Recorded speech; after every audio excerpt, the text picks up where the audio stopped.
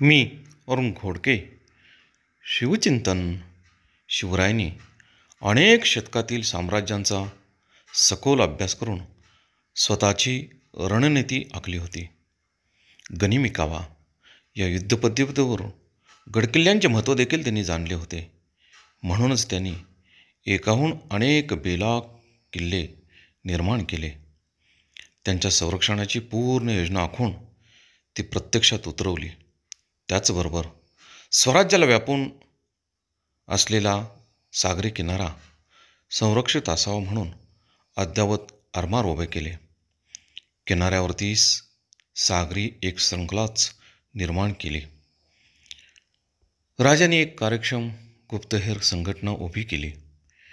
European पर्यटकांनी लिहून ठेवले आहे की शिवाजी महाराजांच्याकडे जितके सैन्य होते तितकेच लोक त्यांच्या गुप्तहेर संघटनेत काम करीत होते. राजे त्यांच्यावरती खर्चही मुबलक करीत असत.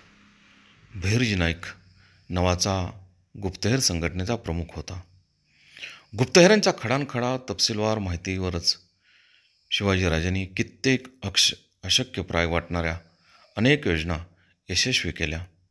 सुरतेवरची स्वारी, अफजलखानाचा वध, शाहिस्तेखानावरचा हल्ला, आग्र्याहून सुटका, दक्षिण दिग्विजय अशा कित्येक क्रांतिकारी योजना आणि त्यांची अंमलबजावणी शिवरायांनी केवळ कार्यक्षम गुप्तहेर संघटनेवरतीच यशस्वीपणे पार पाडल्या. बहुत काय बोलणे. राम कृष्ण हरी.